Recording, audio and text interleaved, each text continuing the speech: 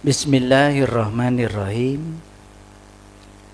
Assalamualaikum warahmatullahi wabarakatuh.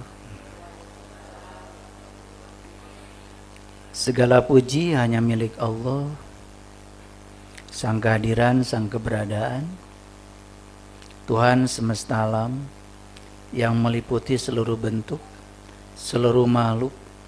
Tidak ada satu ruang pun di semesta ini yang tidak ada kehadirannya. Dia bukanlah suatu sosok, karena dia meliputi seluruh ciptaannya. Dan dia pun sekarang meliputi diri kita semua. Bahkan dia menyatakan lebih dekat kepada kita melampaui dekatnya urat nadi leher kita. Mari kita puji dia bersama-sama membaca hamdalah. Alhamdulillah. Mari kita awali dialog kita siang hari ini bersama-sama menyadari kehadirannya, memohon ridhonya, memohon berkahnya, sehingga ilmu yang didiskusikan siang ini bukan sekedar wacana, tetapi ilmu yang akan menyelamatkan perjalanan kehidupan kita, ilmu yang akan menjadi syafaat bagi masing-masing diri kita, ilmu yang akan memberikan dampak untuk perubahan kesadaran diri kita. Mari kita sapa asmanya dengan kelembutan dan cinta seraya membaca basmalah. Bismillahirrahmanirrahim. Kenapa judul diskusi kita siang ini adalah membiasakan kebenaran, bukan membenarkan kebiasaan. Saya mau cerita dulu Kang Firman, latar belakangnya. Kenapa judul ini muncul? Karena tidak ada yang datang dalam kehidupan ini tanpa alasan.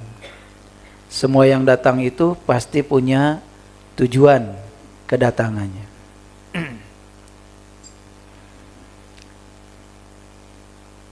Dilatar belakangi oleh sebuah fenomena sebetulnya. Coba perhatikan. Ada satu pertanyaan dalam diri saya. Pertanyaan ini kelihatan konyol. Tetapi kalau direnungkan, bagi mereka yang mau memikirkannya, ini pertanyaan penting. Apakah setiap orang yang beragama sudah pasti bertuhan? Itu pertanyaan saya. Apakah setiap orang yang sudah beragama, yang agamanya kelihatan sebagai identitas, ditampakkan sebagai simbol-simbol, ditampakkan sebagai baju, ditampakkan sebagai ritual, apakah semua orang yang menjalankan agama itu sudah pasti bertuhan? Itu pertanyaan saya yang mendorong judul ini muncul. Karena banyak orang yang seperti cukup bermoral dan dia menganjurkan orang lain untuk melakukan berbagai hal, tetapi ternyata di belakang layar sangat berbeda dengan yang dibicarakannya. Dan seharusnya kalau orang bertuhan di depan publik atau di belakang layar, seharusnya dia sama. Kalau orang sudah bertuhan, benar-benar sudah merasakan kehadiran Tuhan, pasti orang itu akan jujur. Terutama jujur pada dirinya sendiri. Tidak mungkin membohongi dirinya sendiri. Tetapi banyak juga orang yang menggunakan simbol-simbol agama, menggunakan atribut agama, bahkan sangat tekun menjalankan agama, tetapi ya sifat-sifat Tuhan yang harus melekat di dalam dirinya itu nyaris tidak terlihat. Gitu. Kenapa bisa begitu?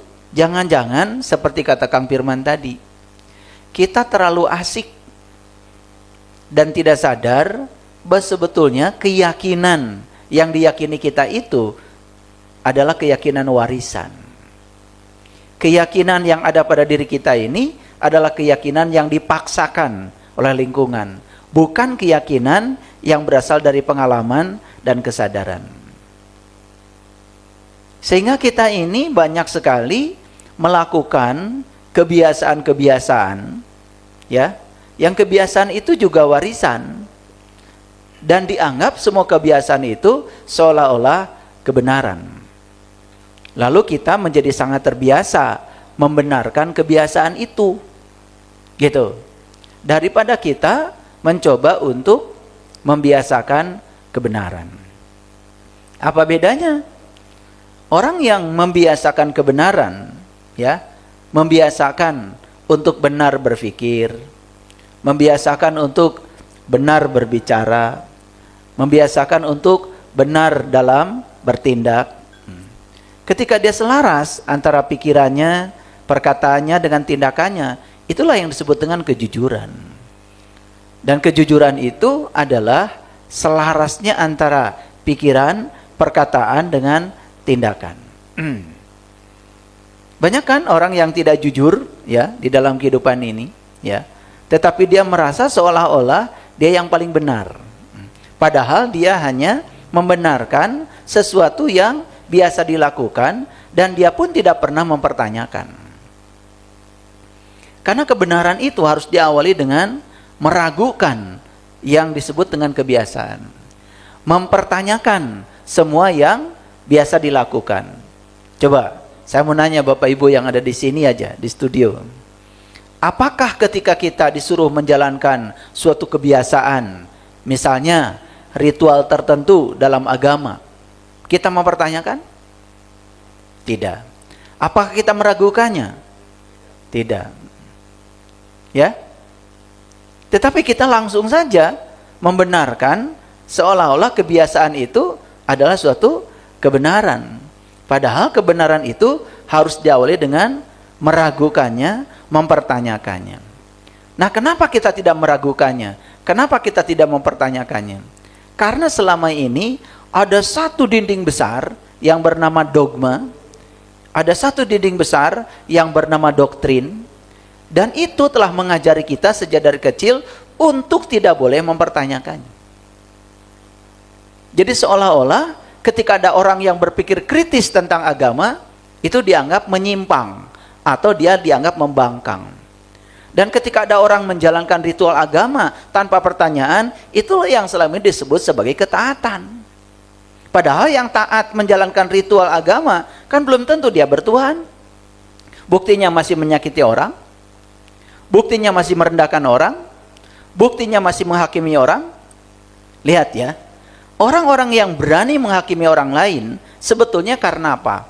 Karena dia seolah-olah memiliki otoritas dari Tuhan, memiliki hak mutlak absolut dari Tuhan, seolah-olah dialah yang boleh mengklasifikasi seseorang itu masuk surga, seseorang itu masuk neraka.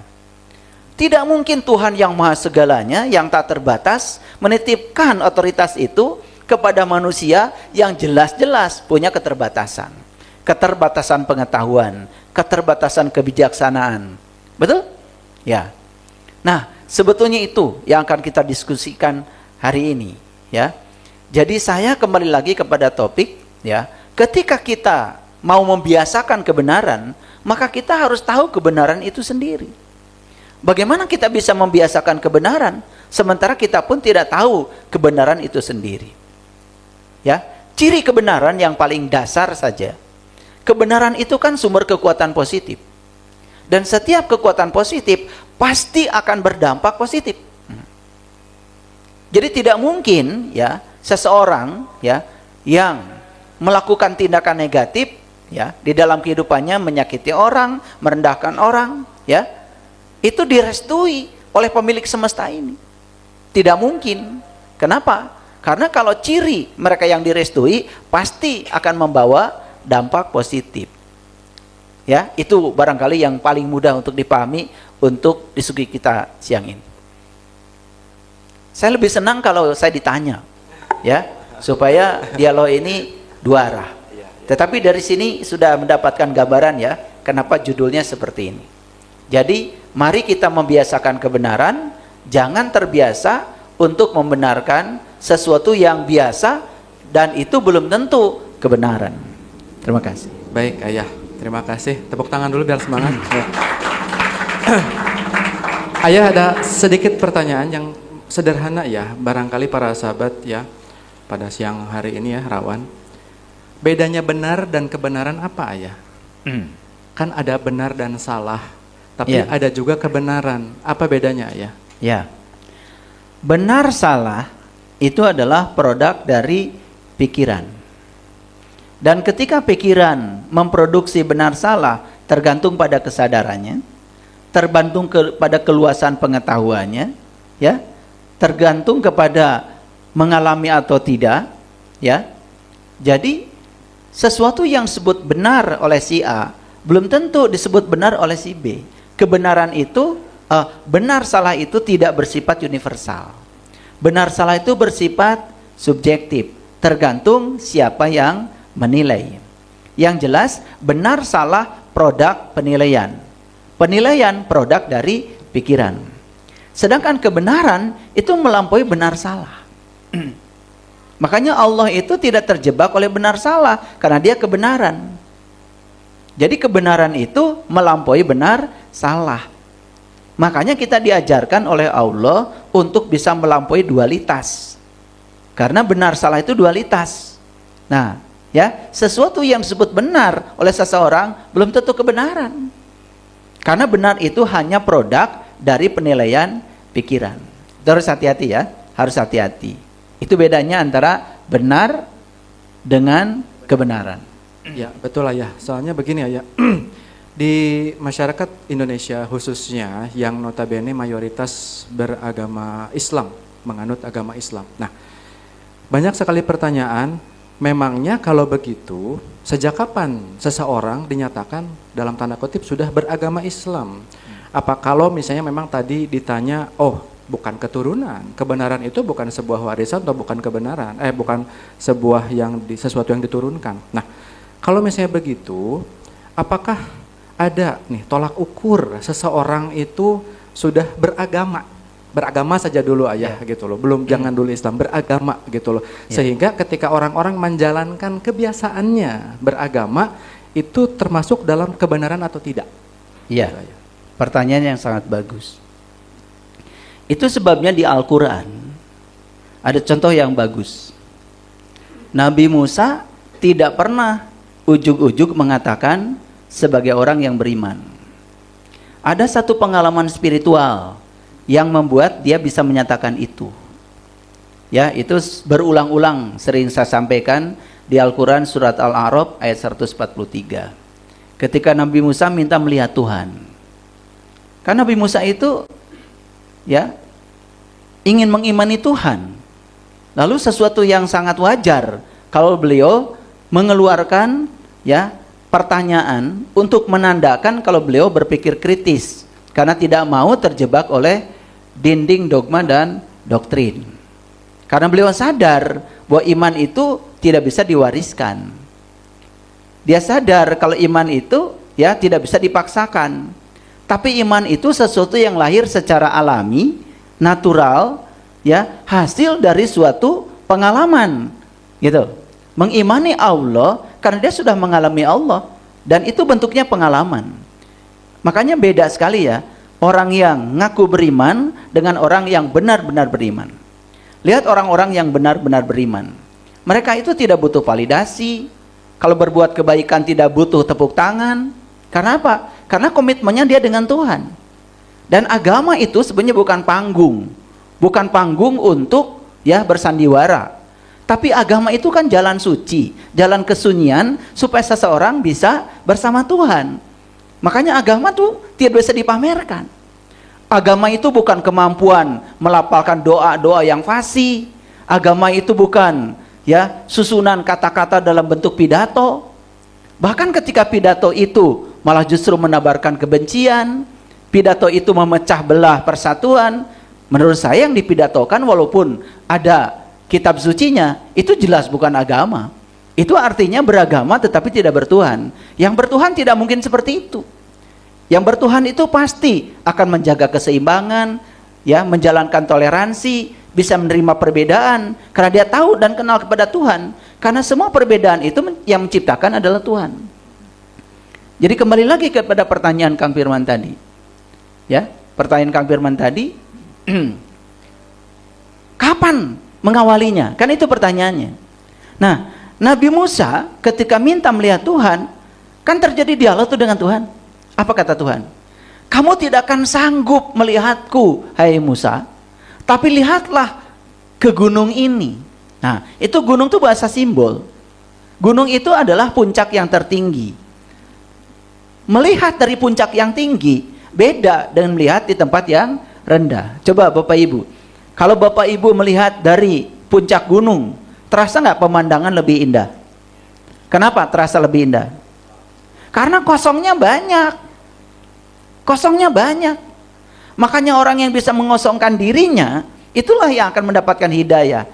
Tetapi orang yang sempit, merasa paling benar, merasa paling soleh, semua orang di luar dirinya salah, setiap hari menghakimi orang lain, sebetulnya dia itu beragama tapi tidak bertuhan. Kalau dia beragama sekaligus bertuhan, tidak punya sifat seperti itu.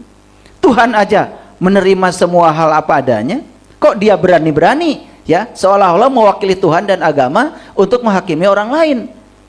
Padahal dia sendiri tidak memiliki pengetahuan seperti pengetahuan yang dimiliki oleh Tuhan. Ya, jadi Nabi Musa untuk mengawali iman itu ada prosesnya, ada pengalaman spiritualnya. Maka diabadikan dalam satu kalimat yang sangat penting. Falamma tajalla rabbuhu lil jabal. Dan ketika Tuhan bertajalli di puncak kesedarannya Musa, ketika Tuhan bertajalli, berarti di situ antara yang disaksikan dengan yang menyaksikan terjadi proses persenyawaan. Ada resonansi. Saya tanya, itu pengalaman bukan? Pengalaman yang tidak mungkin bisa diceritakan dengan kata-kata. Tetapi pengalaman itu akan menjadi sibgot Allah, akan menjadi celupan Allah bagi Musa. Nah, setelah itu kemudian Musa mengalami satu pengalaman lebih dalam lagi. Apa itu? Fana. Bermanunggal. Makanya saya sering diskusi ya dengan teman-teman. Kalau ini hamba, ini Allah dan terpisah, berarti kita ini ya masih dalam level syariat.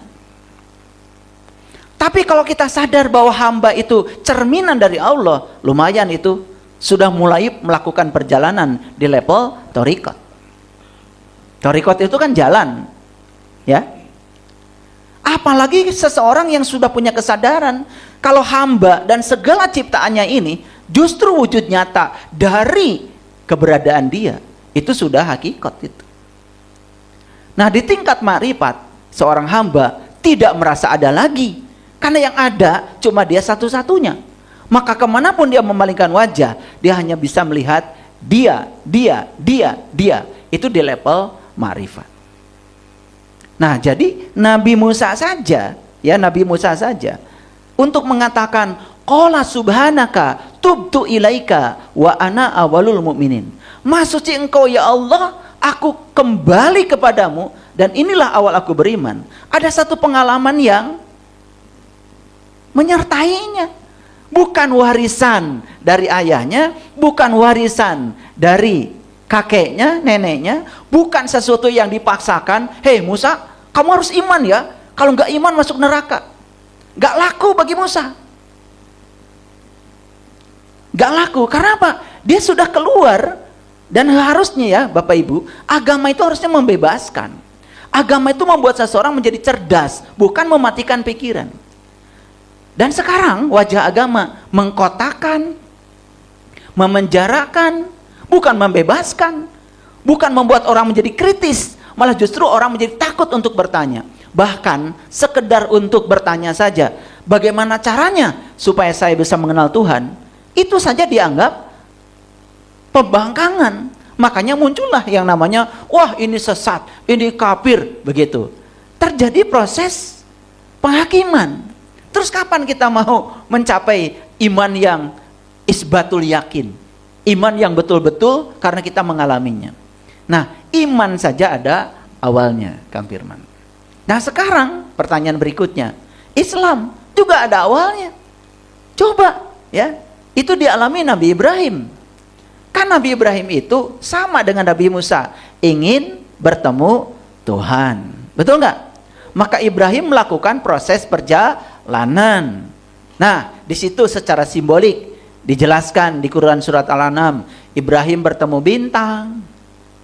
Betul nggak? Ibrahim bertemu bulan. Ibrahim bertemu matahari. Saya mau nanya dulu nih ilmu astronominya. Coba, bintang dengan matahari gedean mana? Gedean matahari. Ah, ini masalah nih. Ini masalahnya. Ini masalah. Jadi urutan melihat bintang, melihat bulan, melihat matahari, seolah-olah bintang lebih kecil dari bulan. Seolah-olah bintang lebih kecil dari matahari. Ini masalahnya karena kita kurang gaul, nggak belajar ilmu astronomi. Bapak Ibu perhatikan saya semuanya supaya gaul dikit ya. Matahari itu salah satu bintang. Matahari itu bintang loh, gitu. Cuman diberi nama matahari. Karena apa? Bintang yang terdekat dengan bumi diberi nama aja matahari. Hari. Ya. Jadi matahari karena setiap hari matanya bersinar, menyinari bumi ini. Nah, bintang yang terdekat dengan bumi diberi nama matahari. Itu bintang, Bapak Ibu. Nah, sekarang kalau kita belajar astronomi, ya. Yang seperti matahari itu, bahkan yang 1.000.000 kali matahari ukurannya, banyak, jumlahnya miliaran. Tapi saking jauhnya mereka itu, ya, cuma nyampe di bumi, kelap-kelip, saking jauhnya. Makanya kalau gambar bintang harusnya bulat, bukan seperti itu. Jadi kalau disuruh gambar bintang seperti itu persepsi pikiran terhadap bintang. Bintang yang sebenarnya ya bulat, cuma saking jauhnya nyampe di bumi kelap-kelip. Nah, yang kelap-kelip itu yang digambar oleh kita, yang disebut bintang kecil itu di langit yang tinggi. Betul nggak? Nah, itu bahayanya pelajaran SD kalau tidak disadari, karena gurunya tidak menyadari, dikiranya bintang itu yang seperti itu. Nah, jadi Ibrahim melihat bintang, Ibrahim melihat bulan, Ibrahim melihat matahari. Semua yang dilihat ya sama, itu saja. Bulan itu Bapak Ibu satelitnya bumi, ya. Bumi ini planet yang menghiasi bintang. Jadi sebetulnya judul utamanya dalam semesta ini bintang. Setiap bintang punya planetnya sendiri. Nah, matahari itu bintang, punya planet. Salah satu planetnya adalah bumi, Mars. Itu planet. Nah, setiap planet juga punya satelitnya. Bumi punya satelit namanya bulan. Kurang gaul sih. Ditanya tadi bintang dengan bulan gedean. Gedean bulan. Bulan itu cuma satelit di planet, ya. Bintang itu lebih besar. Nih, saya kasih tahu. Matahari yang menyinari bumi aja itu besarnya 1.000.000 kali bumi. Matahari itu. Makanya saking besarnya matahari, ya, kita di bumi manapun selalu tersinari. Betul? Nah, setelah Ibrahim itu melihat bintang, melihat bulan, melihat matahari, lalu apa yang beliau katakan? Ini wajahtu wajhalilladzi fataras samawati wal ar. Aku hadapkan wajah batinku kepada zat yang telah menciptakan langit dan bumi. Sama Nabi Muhammad juga melihat bintang. Itu diabadikan di Quran surat An-Najm. Baca An-Najm dari ayat 1 sampai terakhir. Itu cerita Mi'raj, cerita perjumpaan Nabi Muhammad dengan Tuhan. Makanya Isra-nya di surat Al-Isra, Mi'rajnya di Quran surat An-Najm. Cuman karena kita tidak punya pengetahuan, ya sudah, gitu-gitu aja. Karena apa? Tidak mau berubah, takut bertanya, karena kita percaya pada dogma dan doktrin yang jelas-jelas itu telah membungkam kita menjadi orang-orang yang tidak sadar. Nah, di awal, di akhir kalimat itu kemudian Nabi Ibrahim mengatakan apa? Setelah beliau berjumpa dengan jati dirinya, lalu beliau mengatakan apa? inna sholati wa nusuki wa mahyaya wa mamati lillahi rabbil alamin la syarikalah wa bizalika umirtu wa ana awalul muslimin. Jadi pertanyaan Kang Firman, sejak kapan seseorang disebut beriman? Ya sejak dia bisa mengalami pengalaman kebersamaan dengan Tuhan. Sejak kapan seseorang disebut Islam? Sejak dia sudah bisa inna sholati wa nusuki wa mahyaya wa mamati lillahi rabbil alamin la syarikalah wa bizalika umirtu. Itu kalimatnya. Wa bizalika umirtu artinya apa? Aku siap menerima amar, perintah darimu Tuhan apapun itu. Disenangi, tidak disenangi, kalau itu adalah perintahmu, itu kebijaksanaanmu. Wa ana awalul muslimin. Inilah awal aku menjadi seorang muslim. Dan hebatnya Nabi Ibrahim tidak mengatakan wa ana minal muslimin di Quran. Tidak mengatakan saya muslim, tapi beliau mengatakan wa ana awalul muslimin. Inilah awal aku berserah diri. Coba. Sudah mengawali Cung yang muslim? sudah begitu? Sudah mengawali muslim? Ya, kalau masih takut mati, bohong kan, bilang inna sholati wa nusuki wa mahyaya wa mamati. Betul nggak? Iya. Ya tiap hari makan obat kuat takut mati, ya. Ya, padahal bilangnya hidupku matiku lillah, gitu. Kalau hidupku matiku lillah, harusnya sudah tidak ada lagi kecemasan dalam hidup. Sudah selesai dengan diri kita sendiri. Nah, di tingkat itu pun belum disebut muslim, baru di tingkat awal muslim. Itulah kerendahan hati. Ya. Itu Kang Firman pertanyaan. Siap. Baik para sahabat. Nah, kembali lagi ke topik awal Ayah, membiasakan ya kebenaran, bukan membenarkan kebiasaan. Kalau istilahnya orang Sunda masa bibir hiji, ya semua sudah begitu adanya. Nah, bergenerasi kita sudah ditanamkan bahwa orang Islam itu yang sudah syahadat, sholat, zakat, puasa, dan haji. Nah, kalaupun orang Islam ditanya, kamu suka sholat? Suka. Diperintah sama siapa? Diperintah Allah. Ya, gitu loh. Nah, kemudian bertanya lagi, ketika kamu sholat, apa yang kamu harapkan? Sebetulnya kamu sholat ngapain? Dan cari apa? Nggak tahu. Kamu puasa 30 hari di bulan Ramadan, ngapain? Dan untuk apa? Nggak tahu. Hanya melakukan kebiasaan kebanyakan saja. Jika tidak melakukan, nanti aku tidak disebut orang Islam. Misalnya begitu.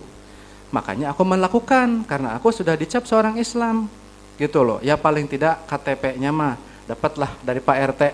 Gitu, bukan dari Allah ya capnya. Nah, itu Ayah. Tapi kan itu juga benar Ayah. Itu juga benar. Menurut Ayah bagaimana? Menjalankan keislaman seperti itu apakah benar atau tidak? Terima kasih. Saya tidak menemukan referensi kalau Nabi dan Rasul itu misalnya sholat dari kecil. Gak ada. Coba Nabi Muhammad kapan mulai sholat? Setelah Isra Mi'raj. Betul nggak? Kan tidak dari kecil. Ya, saya bukan menyepelekan yang sholat dari kecil. Cuman karena kita terbiasa sholat, lama-kelamaan malah jadi sombong. Saya sudah sholat. Padahal tujuan sholat pun kita tidak mengerti. Coba pertanyaan Kang Firman tadi itu. Sebenarnya sholat itu buat apa? Kan jelas di Quran. Ya, aqimis sholah, inna sholah tanha anil fasa wal munkar. Dirikanlah sholat. Sholat itu adalah alat supaya kamu tidak melakukan perbuatan keji dan munkar. Jadi ciri orang yang sholat, ya dia selesai, tidak menyakiti orang, tidak membicarakan orang, tidak menghujat orang, tidak merendahkan orang, ya, tidak menyesatkan orang, ya, tidak ngurusi urusan orang, ya, tidak memerangi orang, bahkan tidak mungkin dia menyakiti orang, apalagi atas nama Tuhan, karena dia sudah manunggal dalam sholatnya. Nah, sholat yang semacam itu baru bisa mencegah seseorang dari perbuatan keji dan munkar. Tetapi ketika kita terus-menerus melakukan ritual itu, tetapi dalam waktu yang bersamaan kita pun masih melakukan perbuatan-perbuatan yang tercela, keji dan munkar, kan sebetulnya tujuan sholat tidak tercapai. Nah, kalau tujuan sholat tidak tercapai, lalu apa yang terjadi? Kita jadinya bukan membiasakan kebenaran, malah membenarkan kebiasaan. Karena sudah biasa sholat, ya sudah, seolah-olah kita sudah menjalankan kebenaran. Karena kita tidak mau tahu, tidak mau mempertanyakan. Saya kadang-kadang suka iseng aja. Sebenarnya sholat itu mengingat bacaan sholat atau mengingat Allah? Itu pertanyaan saya. Ya, ya ini pertanyaan kritis. Ya, boleh nggak saya bertanya begitu? Ya boleh. Karena apa? Di balik pertanyaan itu ada cahaya yang akan datang. Di balik pertanyaan itu ada cahaya yang akan menyinari kita. Sebaliknya kalau kita tidak mau bertanya, sama saja dengan kita, ya, tinggal di pinggir laut, berharap dapat ikan. Tapi kalau kita melemparkan kail dan ada umpannya, kan ada harapan. Jadi kail dan umpan itu, anggap saja itu pertanyaan. Maka siapapun yang mengalirkan pertanyaan pada semesta, semesta akan mengalirkan jawaban pada dia. Yang tidak mau mempertanyakan karena takut bertanya, tidak akan pernah. Nah, orang-orang yang, mohon maaf ya, berbuat kebaikan itu karena takut neraka. Berbuat kebaikan karena pengen surga. Itu bertentangan dengan ayat yang mengatakan, wa ahsin kama ahsanallahu ilaika. Kan Allah sendiri mengatakan, berbuat baiklah kamu sebagaimana aku berbuat baik kepada kamu. Artinya kalau kamu mau melakukan kebaikan, ya tidak usah pengen itu pengen ini. Seperti aku berbuat baik kepada kamu. Itu Quran loh yang mengajarkan. Ya, berbuat baik itu harus seperti Allah berbuat baik kepada kamu, tanpa keinginan, tanpa muatan. Dasarnya Allah cuma satu, apa? Cinta. Apa dasar kita melakukan kebaikan? Coba. Kebiasaan. Iya. Nah, kebiasaan itu coba tanya ribuan orang, kenapa Anda sholat? Paling jawabannya karena kewajiban. Terus apa wajib? Dilaksanakan dapat pahala surga. Ya, kalau tidak dilaksanakan dapat siksa neraka. Stop sampai di situ. Jadi Tuhan itu kemudian diparadigmakan, dipersepsi seolah-olah ya, dia itu baru baik sama kita kalau kita baik pada dia, dan dia mendadak tidak baik pada kita, dendam sama kita, bahkan menyediakan tempat yang menyeramkan untuk menyiksa kita ketika kita tidak baik pada dia. Apakah itu Tuhan yang Maha Pengasih? Iya, betul. Nah, tapi karena kita sudah terjebak oleh dogma dan doktrin, seolah-olah yang dibicarakan banyak orang itu, yang biasa dibicarakan itu seolah-olah kebenaran, maka kita menjadi tidak membiasakan kebenaran. Lebih banyak membenarkan kebiasaan itu. Kan sudah biasa. Betul nggak? Itu. Jadi pertanyaan Kang Firman tadi, apakah ketika seseorang sudah menjalankan ritual agama, sudah menjalankan semua ya simbol-simbol agama, apakah itu cukup? Ya belum cukup. Karena itu baru kulitnya saja. Ya. Dan kulit itu pasti ada isi dong. Kan tidak mungkin Bapak Ibu juga ya menerima konsumsi dari saya kulit lontong. Betul nggak? Bagi aja kulit lontong, lontongnya nggak ada. Mau? Ya nggak. Di kulit juga penting. Tetapi kan lebih penting lagi, di balik kulit ada isi. Nah, kita itu saking sibuk dengan kulit sampai lupa isi. Ini bukan isi apa ada kacang lupa kulitnya, bukan ini. Ini kulit lupa kacangnya. Iya. Ini kulit lupa kacangnya karena saking sibuk dengan kulit sampai lupa esensinya apa. Apa sih esensi syahadat? Apa esensi sholat? Apa sih esensi apa? Zakat? Apa esensi saum? Apa esensi haji? Hampir tidak memperhatikan esensinya. Semua sibuk dengan kulit, semua sibuk dengan ritual. Karena semua orang juga biasa melakukan begitu dan tidak mempertanyakan. Jarang ya yang mempertanyakan misalnya, kita umroh, nanti tawafnya 7 putaran ya. Jarang yang bertanya, kenapa 7? Nggak ada. Oh, nanti di sana ya tawafnya jangan sembarangan. Nggak boleh mulainya dari rukun Yamani, nggak boleh. Harus dari titik yang bernama Hajar Aswad. Nah, muternya nggak boleh ke kanan, nggak boleh. Semua harus ke kiri. Tapi Anda nggak yang bertanyakan, kenapa ke kiri? Kenapa dari Hajar Aswad? Ya, sampai ada yang tanya sama saya, kenapa Ka'bah itu ya kainnya warna hitam, bukan putih, bukan ungu, bukan biru? Dogma, doktrin itu melarang pertanyaan itu.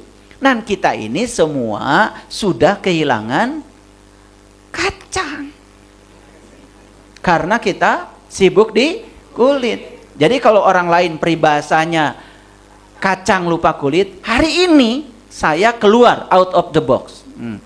Ini kulit lupa kacang, saking sibuk di kulit sampai nggak tahu kacangnya. Ya, tapi di beberapa pernyataan ayah pernah berbicara mengenai ini bahwa awaluddin ma'rifat, bahwa ma'rifat itu dasar, ma'rifat itu awal, dan puncaknya adalah syariat. Bagaimana ayah? Iya, betul sekali. Ya, itu yang diajarkan Nabi Muhammad. Kan yang menyatakan itu bukan Saiful Karim. Yang menyatakan awaluddin ma'rifatullah itu Nabi. Awal agama itu mengenal Tuhan, dan itu yang beliau jalankan. Dan itu yang beliau ajarkan. Ya. Lalu setelah mengenal Tuhan, cara beliau mengekspresikan diri kepada beliau, muncullah yang namanya ritual. Bukan berarti ritual itu tidak penting. Ritual itu sangat penting. Justru ekspresi dari seseorang yang sudah mencapai tingkatan pengenalan. Kalau guru saya dulu, ya, ketika saya berguru, hampir semua guru pertanyaannya sama pada saya. Nah, Saiful, ya, ingin bertemu Allah? Saya bilang, ya. Hampir semua guru meneruskan pertanyaan begini, kalau sudah bertemu mau diapakan? Nah, begitu saya bilang iya, ketika pertanyaan, mau nggak berjumpa dengan Allah? Ya, mau banget. Tapi pertanyaan kedua, kalau sudah bertemu mau diapakan? Nyaris saya tidak bisa menjawab. Nah, jadi sebenarnya syariat itu menjawab pertanyaan itu. Kalau sudah bertemu, mau diapakan? Ya, saya kagum aja sama orang yang belum bertemu, sudah menyembahnya. Kagum aja. Apalagi nanti, kalau sudah bertemu, barangkali lebih intens lagi menyembahnya.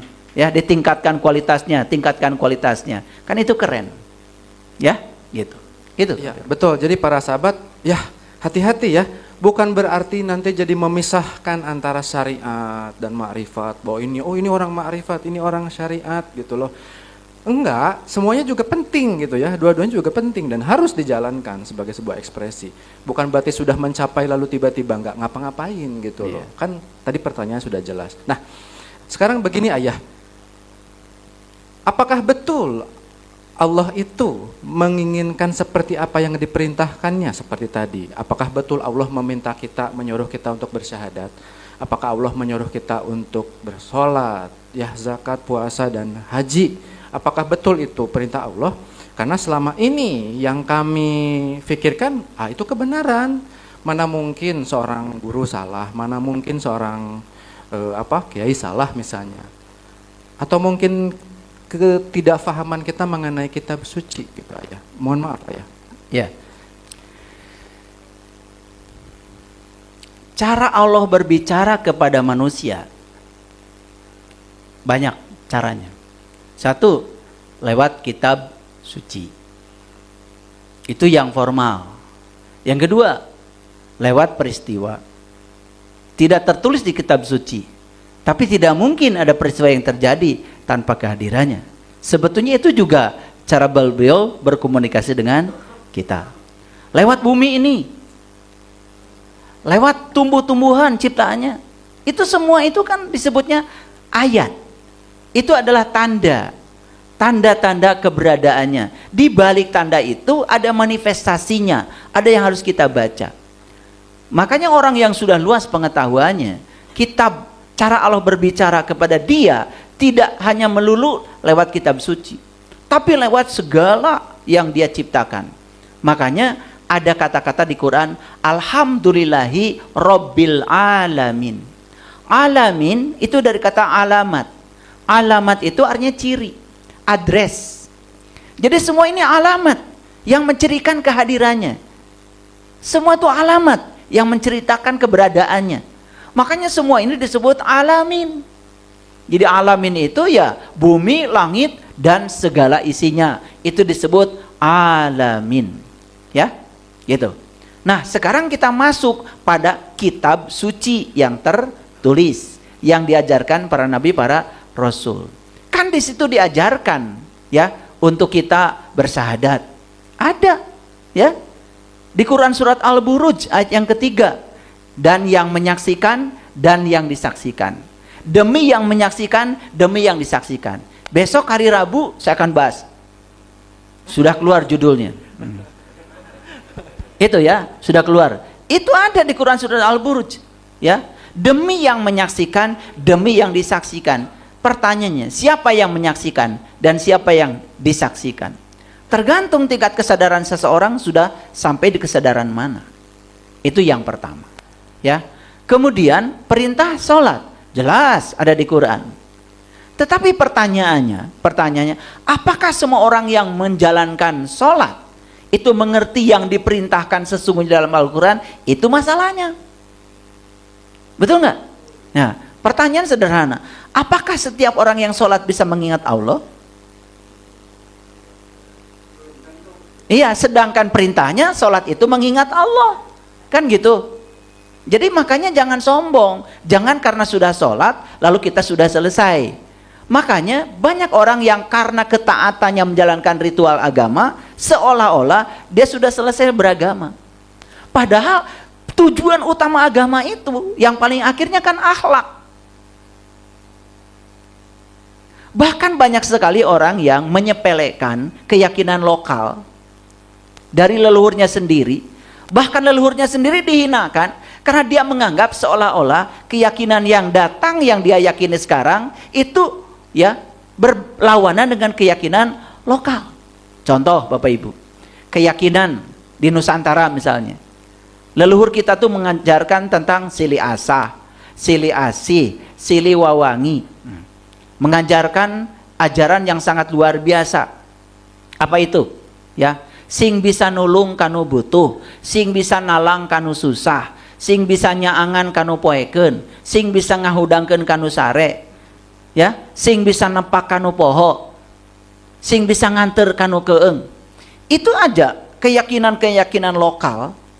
Dan kalau kita gali lebih dalam, ternyata leluhur kita mengajarkan keseimbangan, mengajarkan hubungan, ya, mengajarkan bagaimana kita menjaga persatuan, betul nggak?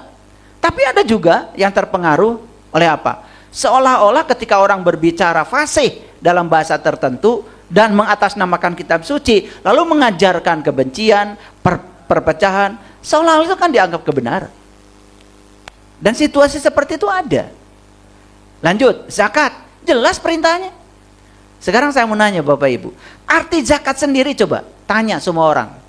Karena semua orang kalau berpikir zakat selalu berpikir uang. Betul ya, perintah zakat itu perintah supaya kita kaya. Bukan perintah untuk meminta. Dan kebanyakan ketika orang berpikir zakat, berpikir bagaimana meminta. Padahal itu perintah supaya kita kaya. Tetapi zakat sendiri esensinya bukan sekedar membagikan harta. Zakat itu kan bahasa Arab, artinya bersuci. Apa yang disucikan? Nafs. Makanya Imam Al-Ghazali membuat kitab namanya Tazkiyatun Nafs. Ya, bersih-bersih diri. Mengeluarkan harta itu hanya satu komponen dari bersih-bersih diri. Makanya orang yang sudah bisa melepaskan hartanya kan belum tentu bersih. Kadang-kadang sudah mengeluarkan hartanya juga diomongin, betul nggak? Kadang-kadang ketika orang lain tidak berterima kasih pada pemberiannya pun dia marah, betul nggak? Kan dia belum bersih kan? padahal udah mengeluarkan hartanya. Jadi dimensi dari zakat itu sangat luas. Saum itu kan bahasa Arab. Sekarang dari terminologi Arab saja, perhatikan. Lisoimi farhatani, farhatun inda iftorihi, wa farhatun inda liko irobi. Ada dua kegembiraan bagi yang saum. Satu ketika berbuka, yang kedua jumpa dengan Tuhan. Keren banget. Itu saum dalam terminologi Arab dari Nabi Muhammad. Sekarang diterjemahkan jadi puasa. Wah, berarti kita harus belajar dari terminologi lain. Nih saya kasih tahu Bapak Ibu, pernah nggak belajar tafsir Quran macam-macam? Boro-boro macam-macam ya, satu pun belum pernah. Ya. Ini udah punya semuanya. Ya, saya udah baca semua tafsir Quran. Dan saya terus terang ya, membaca tafsir Quran bukan mau berdebat dengan orang lain tentang tafsir mana yang paling benar. Gak penting bagi saya. Saya baca tafsir yang beda-beda untuk memperluas wawasan saya aja. Dan saya bukan mau berdebat dengan siapapun. Menurut tafsir ini, gak penting bagi saya. Karena agama itu tidak perlu dipamerkan di ruang publik. Agama itu kan jalan sunyi kita, supaya kita sampai kepada Tuhan. Yang sudah sampai pada Tuhan, dia akan bisa menyerap sifat-sifat Tuhan. Puncak terakhirnya apa? Tahaluk biahlakillah, berakhlak seperti akhlaknya Tuhan. Itulah agama. Makanya mohon maaf Bapak Ibu, saya punya banyak sahabat yang tidak pernah kelihatan di ruang publik, tetapi dia mengeluarkan sumbangan besar, bahkan tidak mau disebut namanya. Setiap saya beritahu ada yang perlu dibantu, dia selalu bantu, bahkan tidak mau disebutkan namanya. Tapi ada juga yang di ruang publik, ya, di panggung, menggunakan atribut dan simbol. Nyumbang dikit aja harus diumumkan. Nah, ciri orang yang bertuhan dan beragama, bahkan mungkin saja tidak kelihatan di ruang publik, tapi publik merasakan keberadaan dia. Di mana dia berada, dia merasakan manfaatnya. Pilih yang mana Bapak Ibu? Pilih yang mana? Pilih paham dulu ya. Oke, jadi sekali lagi saya tekankan, itu baru saum. Nah, Bapak Ibu sudah puasa kan? Pokoknya kalau ada perintah puasa, langsung stop makan, stop minum, dari mulai ya sahur sampai maghrib. Dan kalau kita sudah menjalankan itu, walaupun kita marah-marah, walaupun kita kesel, walaupun orang menipu di pasar pada lagi puasa katanya, selama dia taat menjalankan itu, kan kita sepakat itu yang disebut dengan kesolehan. Betul nggak? Ya, kita sepakat disebut kesolehan kan? Karena ketaatannya itu. Alangkah hebatnya coba kalau ketaatan itu disadari oleh kesadaran. Betul nggak? Sehingga julukan soleh itu bukan sekedar menjadi panggung, menjadi atribut, menjadi simbol, tetapi itu mengakar menjadi kesadaran yang terjadi dalam kehidupan. Haji itu perintah yang diberikan Allah di Al-Quran jelas. Walillahi ala nas hijjul bait. Bahkan yang diperintahkan haji oleh Allah sebetulnya bukan kelompok agama tertentu. Yang diperintahkan haji oleh Allah itu nas. Semua manusia harus berkunjung ke rumah Tuhan. Luar biasa bukan? Nah, ketika kita memahaminya terlalu dangkal, dan rumah Tuhan itu hanya ada di negara tertentu, yang kuotanya juga terbatas, yang akibatnya kuota yang terbatas itu diperjualbelikan, didagangkan, dan akhirnya ya banyak orang yang terlibat ya dalam permainan itu yang sedang diperiksa oleh KPK, padahal beragama, ya kan harusnya kalau orang beragama sekaligus bertuhan, dengarkan kata Nabi, ar-rasi wal murtasi finnar, yang nyogok dengan yang disogok dua-duanya sama-sama celakanya, ya toh, ya itu kan perjalanan suci, harusnya jangan dinodai dengan sogok menyogok. Tetapi karena ingin cepat, nyogok. Betul nggak? Karena kuotanya terbatas, nyogok. Betul nggak? Nah, sehingga perjalanan suci jadi ternoda. Itu karena nggak ngerti esensinya. Coba, apa sih tujuan utama haji? Saya minta acungkan tangan yang pernah haji. Acungkan tangan aja. Yang sudah ke Mekah. Oke, 1, 2, 3, 4. Ada 1000 orang. Coba saya mau nanya salah seorang aja dari 1000 ini yang hadir ya. Apa tujuan haji? Menjalankan rukun Islam katanya ayah. Menuju rukun Islam. Biar sempurna. Oke. Jangan tepuk tangan dulu. Pakai dalil, mana dalilnya? Dari Quran.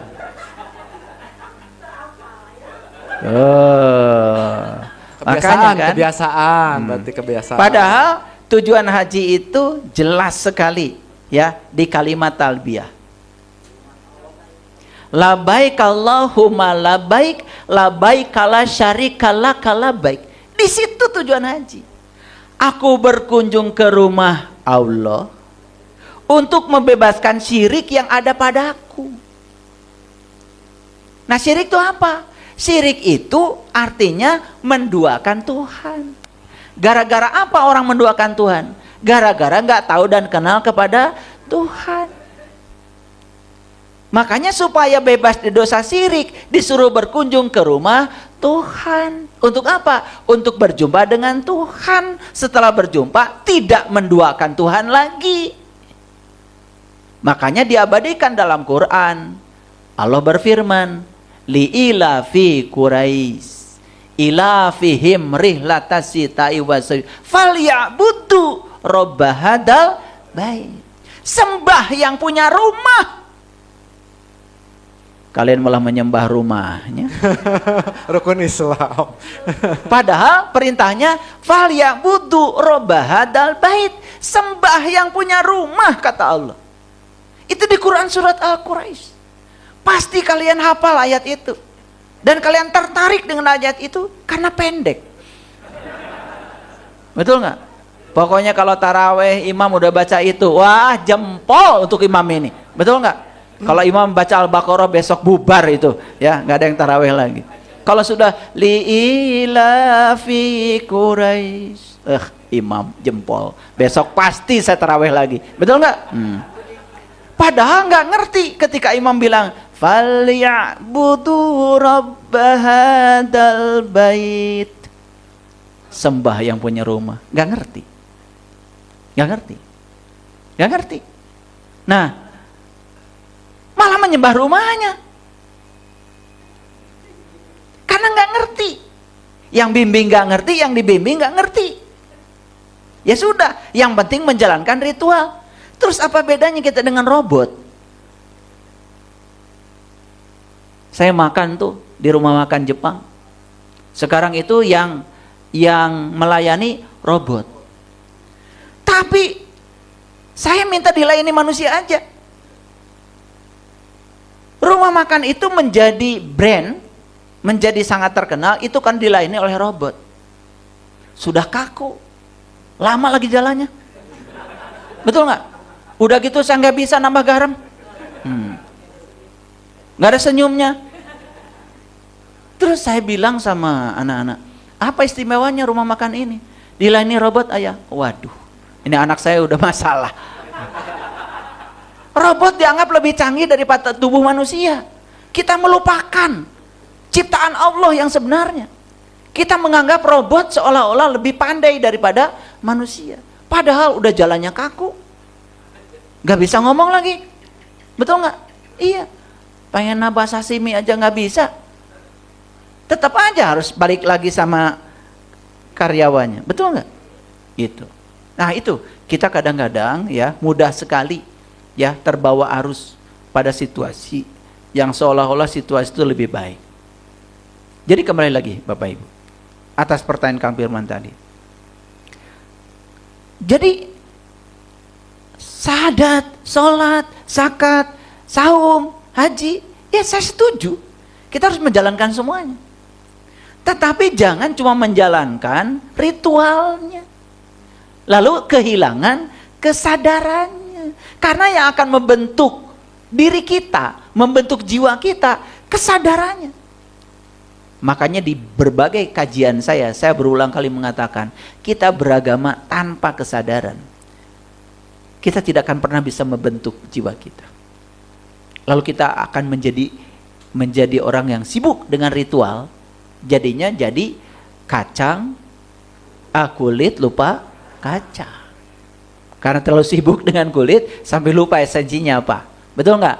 Coba kalian kalau sudah puasa, apalagi sudah 20 hari terakhir, coba apa yang kalian lakukan?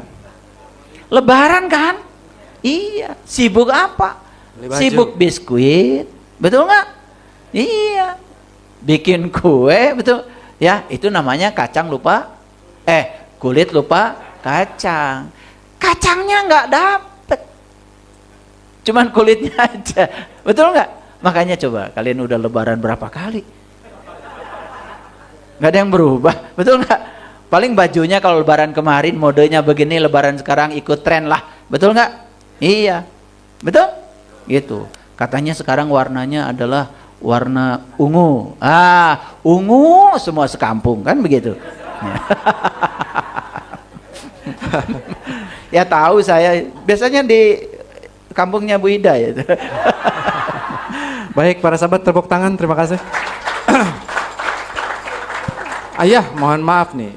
Ya betul, dari tadi kita bicara sepertinya kita merasa terhibur, padahal ini sebuah keprihatinan ya, keprihatinan yang luar biasa loh sebetulnya. Dan kita sadari kalau kita meluangkan waktu sejenak ya, memberikan jeda sebentar saja, jangan keduluan sama pikiran yang tadi, yang benar salah kata ayah tadi.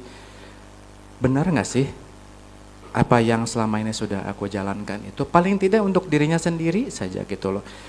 Sebetulnya yang dari tadi disampaikan itu keprihatinan semua loh ya. Jadi kalau bisa kita ketawa ya sebetulnya mentertawakan kelucuan dari kita sendiri. Nah ayah, ini ada yang lucu lagi jadi seperti ini. Al-Quran hudalinas. Al-Quran itu petunjuk bagi manusia. Tapi sejak kapan Al-Quran menjadi petunjuk bagi dalam tanda kutip hanya yang beragama Islam? Sementara di Qurannya sendiri ada kewajiban ya untuk mengimani kitab-kitab sebelum lungsurnya Al-Quran. Taurat, ada Zabur, dan ada Injil. Apa ayah rahasianya di situ? Soalnya begini, jika Al-Quran itu sebuah kebenaran, tapi banyak sekali umat Islam dalam tanda kutip yang mengaku mungkin umat Islam, bahkan mungkin saya sebelumnya juga seolah-olah menolak mengimani itu karena bukan bagian dari keimananku gitu. Mohon pencerahan ayah. Banyak yang membaca Al-Quran dari kecil. Kayak Bapak Ibu pasti udah fasih ya, udah Iqra 1, 2, 3, 4, 5, 6 sudah hatam, ya kan? Terus aja membaca Al-Quran setiap hari, ya. Lalu lama-kelamaan terjebak pada kebiasaan membaca. Kalau tidak membaca aja sehari, rasanya ada yang kurang. Sama seperti yang biasa ngomel kan. Kalau nggak ngomel sehari itu aneh. Kan gitu. Ya kan? Itu. Karena biasa ngomel. Nah yang lebih parah lagi kan biasa sholat. Ketika tidak sholat itu, wah udah ada yang terganggu gitu. Padahal bukan karena merasakan nikmatnya sholat. Karena biasa aja. Karena biasa, saking biasanya ketika ada yang tidak dilakukan menjadi hilang, kan gitu. Nah, itu sebetulnya sih pertanyaan saya buat kita semua. Makanya cobalah kita mulai membiasakan kebenaran daripada sekedar membenarkan kebiasaan. Ya. Kembali kepada pertanyaan Kang Firman tadi. Al-Quran hudalinas. Tentang Al-Quran itu hudalinas. Bahkan di Quran itu dikatakan hudal linas wa bayyinati minal huda wal furqan. Ya. Jadi Al-Quran itu bukan sekedar hudan, Tapi malah ujungnya Al-Quran itu bisa menjadi furqan. Furqan itu kan pemisah kan? Pemisah. Pemisah itu berarti hidup kan? Pemisah itu berarti jelas kan? Pemisah itu kan tidak abu-abu kan? Gitu. Makanya leluhur kita kan mengajarkan Quran ada dua. Ada Quran yang tertulis, ada yang disebut dengan Quran yang qadim, yang tidak tertulis. Bapak Ibu setuju ya dengan saya? Di zamannya Nabi Muhammad Rasulullah Shallallahu Alaihi Wasallam 1500 tahun yang lalu, Quran belum ada kan? Belum ada. Berarti yang baca Quran sudah ada belum saat itu? Lah Qurannya belum ada. Betul nggak? Makanya jangan sok-sokan lah kalau baca Quran gitu seolah-olah mencontoh peradaban di zaman Nabi. Di zaman Nabi nggak ada, Qurannya kan belum ada. Setelah Nabi meninggal baru dibukukan Al-Quran, itu kan hampir 300-400 tahun. Baru di situ ada, setelah dibukukan baru bisa dibaca. Kan untuk bisa dibaca harus dibukukan. Betul nggak? Gitu. Nah, apakah penting kita membaca Al-Quran yang tertulis itu? Penting sekali. Saya setiap hari pasti saya meluangkan waktu 3-4 jam baca Quran yang tertulis itu. Pokoknya kalau jam 1 malam saya pasti bangun baca Quran. Entah berapa ribu kali. Saya bukan ingin juara musabaqah, bukan. Saya bukan ingin jadi penghafal Al-Quran, bukan. Saya ingin tahu sebetulnya petunjuk apa sih dalam Al-Quran itu yang bisa saya tarik ke dalam kehidupan sehingga saya hidupnya berubah gitu. Menjadi lebih bermartabat, menjadi lebih damai gitu. Dan saya buktikan Bapak Ibu, yang saya bagikan selama ini di kajian-kajian saya, itu ayat-ayat yang saya kaji, itu yang sudah saya alami langsung. Ternyata Quran itu bukan sekedar hudan, tapi juga dia furqan. Betul-betul dia itu adalah semacam dinding pemisah yang bisa membedakan mana yang hak, mana yang batil. Kalau Quran itu sudah hidup dalam diri kita. Nah, Quran yang qadim di sini tidak hidup, Quran yang tertulis pun kita membacanya tidak mengerti. Kenapa? Karena kita tidak mengalami. Harusnya kita belajar bagaimana ya metode Rasulullah ya di dalam memahami kitab. Kan beliau tidak membaca yang tertulis, tapi beliau membaca yang tidak tertulis di sini. Makanya di dalam Quran ada kata-kata zalikal kitab la raiba fi. Ini kitab tidak meragukan, padahal kitabnya saat itu belum ada. Kalau kitab yang dimaksud berwujud Al-Quran. Berarti Nabi Muhammad sudah membaca kitab. Kitab apa? Kitab yang asli, kitab yang qadim. Di mana itu? Ada dalam dirinya. Makanya kita pun diperintahkan, ikra kitabaka, baca kitabmu. Sebenarnya dalam diri Kang Firman, dalam diri Bapak Ibu semua tuh ada kitab yang bisa dibaca. Disitulah pentingnya kita berguru kepada orang yang tahu bagaimana cara bacanya. Dan membaca kitab itu syaratnya satu, kita harus ummi. Tidak perlu keterampilan membaca dan menulis seperti di sekolah. Tidak. Nabi Muhammad pun ummi. Awas. Mengartikan Nabi Muhammad ummi. Jangan mengartikan Nabi Muhammad itu tidak bisa baca tulis. Atau Nabi Muhammad tidak akan bisa jualan sampai ke Syria. Tidak bisa membantu Siti Khadijah membukukan apa yang terjual. Justru beliau itu kan mendampingi istrinya. Kan istrinya saudagar. Itu menuliskan semua. Bahkan dalam hadis-hadis beliau mengatakan, jika ada transaksi jual beli harus dicatat. Dan selama ini kita memahami Nabi Muhammad ummi, benar-benar tidak bisa baca, tidak bisa tulis. Bukan, ketika kita sedang membaca kitab yang qadim, karena wujudnya bukan tulisan, kita harus ummi. Kita harus terbebas dari segala persepsi terhadap bacaan-bacaan yang berasal dari tulisan. Karena itu akan mengganggu. Makanya harus kosong. Itu umi yang dimaksud, Bapak Ibu. Nah, sekarang ya di Quran surat Al-Baqarah pun ayat yang kedua sudah dikatakan, zalikal kitab, ini kitab la raiba fi, tidak meragukan, hudan lil muttaqin. Kalau tadi hudan linnas. Jadi ternyata hudan linnas itu sangat umum. Quran memberikan spesifik. Quran ini ternyata akan menjadi hudan hanya bagi mereka yang bertakwa. Kalau tadi kan hudalinas, untuk manusia kebanyakan. Tetapi di situ sudah ada spesifikasinya. Dia akan menjadi hudan spesial, bukan mereka yang bertakwa. Jadi kalau Bapak Ibu ingin dapat petunjuk dari Al-Quran, ya syaratnya satu, harus jadi orang yang bertakwa. Pertanyaannya, sudah tahu takwa itu apa? Nah, karena kebiasaan orang mengartikan takwa seperti itu, jadinya kita membenarkan kebiasaan. Makanya kita harus membiasakan kebenaran. Coba cari takwa itu apa, kata Quran. Oh, ternyata saya juga dulu sempat kaget. Karena takwa yang dimaksud orang kebanyakan dengan takwa yang dimaksud Quran berbeda. Sedangkan di Quran takwa itu prosedur. Itu diabadikan di Quran surat Al-Baqarah ayat 63. Takwa itu dimulai dengan mengambil janji. Setelah itu mengangkat kesadaran. Setelah itu Allah menunjukkan dirinya di puncak kesadaran kita. Setelah itu kita mengingat yang Allah tunjukkan kepada kita. La'allakum tattaqun, baru takwa. Ternyata takwa itu prosedur. Sistematik. Aduh. Sedangkan selama ini kan takwa, apalagi kalau udah jadi baju, asal pakai baju kayak gini, baju takwa, betul nggak? Rasanya kalau sudah pakai baju takwa, sudah jadi yang bertakwa, makanya nggak ngerti Quran. Quran tidak jadi hudan. Nah, siapa orang yang bertakwa? Wah, dijelaskan di Quran, yaitu orang-orang yang mengimani yang goib. Tuh, yang nyata aja kadang-kadang kita nggak bisa iman. Ini harus mengamini yang goib. Allah goib atau nyata? Ya goib bagi yang nggak tahu. Bagi yang tahu Allah itu maha nyata. Karena Allah yang bilang, wal awalu wal akhiru wal dohiru wal batin. Allah itu yang batin, yes.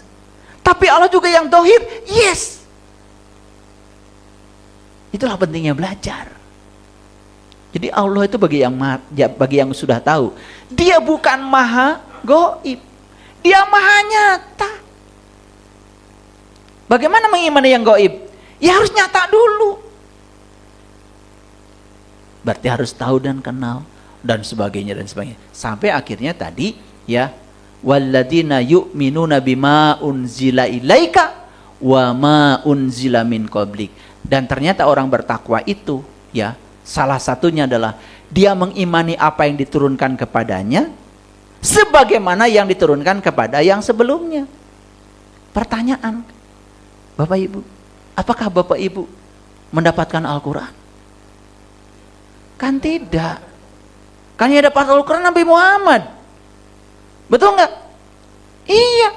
Tapi kalau pertanyaannya, apakah dalam Bapak Ibu ada Allah? Ada. Apakah Allah sumbernya Al-Quran? Yes. Apakah Allah bisa diakses oleh Bapak Ibu? Akses dia. Kalau Bapak Ibu mengaksesnya, lalu ketika mengakses itu, Bapak Ibu mendapatkan pengalaman mengakses dia. Persis sama dengan pengalaman para Rasul, para Nabi mengakses itu. Baru kita bisa membenarkan Al-Quran yang tertulis ini.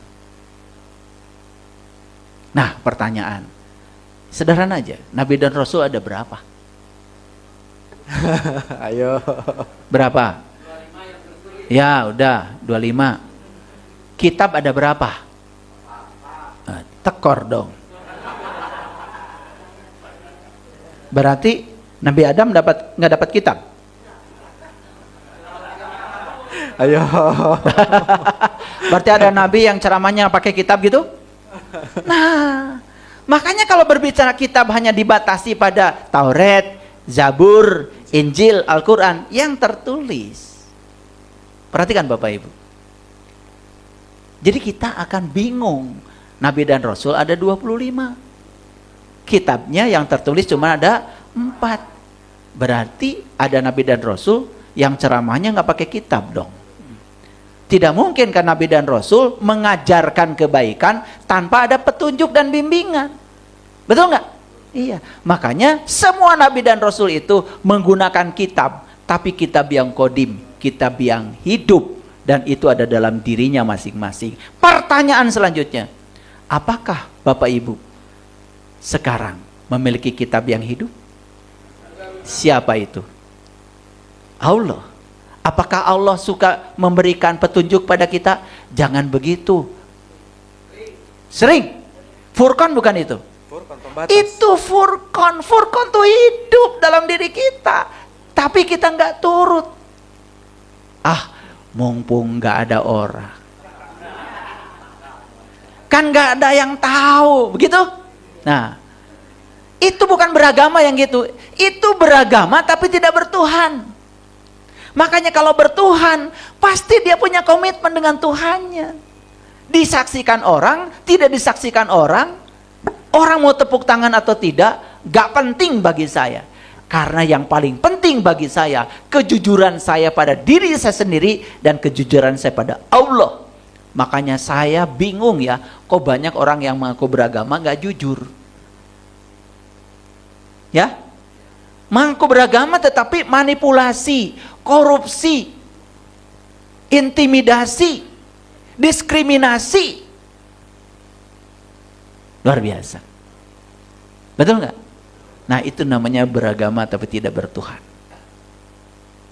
Bapak Ibu, beragamalah sekaligus bertuhan. Pasti keren agama. Tepuk tangan. Ayah, ini ada sentilan yang lucu ya di TikTok, di media sosial.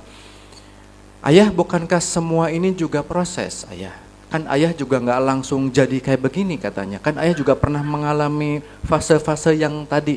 Anggap saja sebelum mencapai kesadaran juga pernah mengalami ketidaksadaran. Apakah itu sebuah pembenaran atau dalil yang benar, Ayah? Mohon maaf. Ya, setuju. Semua berproses. Tetapi proses itu harus ada arah. Karena proses yang tanpa arah berarti tidak akan mencapai tujuan. Bapak Ibu yang datang ke Jelekong nih, pastikan berproses, tidak langsung ada di sini. Tetapi proses itu harus searah.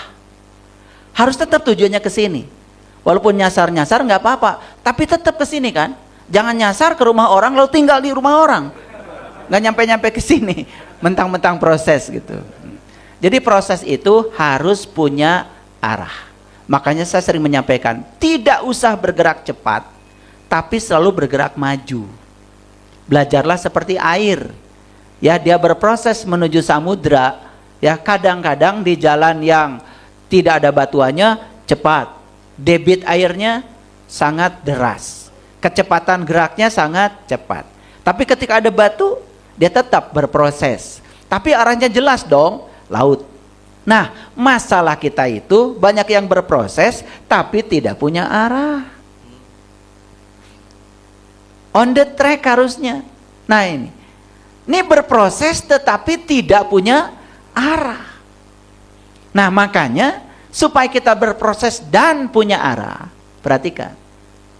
Semesta ini selalu menarik kita ke jalan Dia. Cuman kadang-kadang kita tidak paham kalau itu mengarahkan kita. Kenapa? Coba. Kalau ada angin dan kita sedang berlayar di laut, mana yang bagus?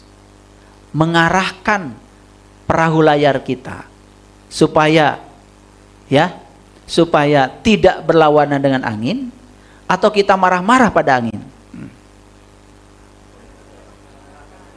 Pasti kalian bisa menjawab. Pasti jawabannya perahu layar kita akan disearahkan dengan arah angin. Pasti, saya sudah tahu. Walaupun dalam hidup kalian nggak begitu. Pasti marah-marah kalau dalam hidup. Tahu saya. Ya, tahu. Nah, model-model kayak gini tahu. Ya, kan daripada kita mengeluhkan cuaca, lebih bagus kita pakai baju yang cocok dengan cuaca. Karena cuaca tidak bisa dikendalikan. Tapi baju kita, jaket kita ada di lemari kita. Kita mau pakai jaket yang mana, itu adalah kendali kita. Ya. Jadi, tapi kebanyakan dalam hidup kan nggak begitu. Bukan ikut menari dengan semesta. Ketika ada yang berlawanan malah justru marah-marah. Kan begitu masalahnya. Sama seperti yang disampaikan tadi, setuju ya. Saya mengalami proses. Ya, sama. Tapi saya punya tujuan. Punya titik yang saya tuju. Apa titik yang saya tuju? Bagaimana caranya saya mengenali Tuhan saya. Itu tujuan saya. Saya pernah belajar kanuragan, saya akui, pernah. Itu proses, karena saya tidak tahu. Ya, saya malah diajarkan wirid ini, wirid itu, ya karena namanya tidak tahu. Tetapi saya tidak kemudian diam di situ. Ketika saya tidak mempan di golok, kemudian saya alhamdulillah, saya tidak nyangkut di rumah orang. Karena tujuan saya adalah mengenal Tuhan. Lalu saya menyadari, oh ini proses saya kayaknya bukan di sini deh. Malah saya jadi sombong karena saya merasa punya ilmu kekebalan. Malah jadi aneh saya. Padahal Nabi Muhammad dilempari batu kan berdarah. Ya? Paham maksud saya? Nah, ketika kita sedang berproses, kita harus ada upaya refleksi. Apakah proses kita ini mengarahkan kita pada tujuan kita atau tidak? Itulah pentingnya kita harus punya tujuan. Setuju saya punya proses. Ya betul, karena begini Ayah, kemasifan ya, artinya kan tadi kebiasaan yang sudah mendarah daging di masyarakat itu kan sudah masif dan sudah dianggap menjadi sebuah kebenaran. Apakah memang menunggu yang tadi angin datang, sadar atau apa dulu sih untuk mulai merubah gitu loh? Karena gini loh Ayah, kalau misalnya Ayah tidak bicara ya kami merasa baik-baik saja. Dengan rutinitas yang tadi gitu, dengan kebenaran tadi. Kalau Ayah tidak bicara gitu loh. Nah, seperti apa Ayah kaitannya dengan hidayah? Karena hidayah itu yang selalu dicari dalam tanda kutip, mencari hidayah ya. Mohon ke penjelasannya Ayah. Saya sering mengumpamakan kalau gelas ini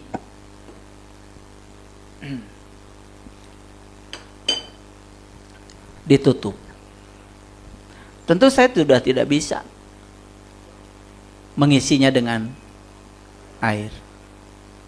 Dan kuncinya apa? Ya harus dibuka dulu tutupnya. Nah, kita harus sadar kita punya iman dari mana? Satu, apakah iman kita dari pengalaman perjalanan kita? Apakah iman kita dari warisan ayah ibu kita? Apakah iman yang dipaksakan oleh sistem pendidikan kita? Jujur, coba tanya. Warisan. Dipaksakan oleh sistem pendidikan. Betul nggak? Pokoknya harus iman. Kalau enggak masuk neraka. Nah, terserah kita mau nggak di situ. Kalau kita mau di situ ya sudah.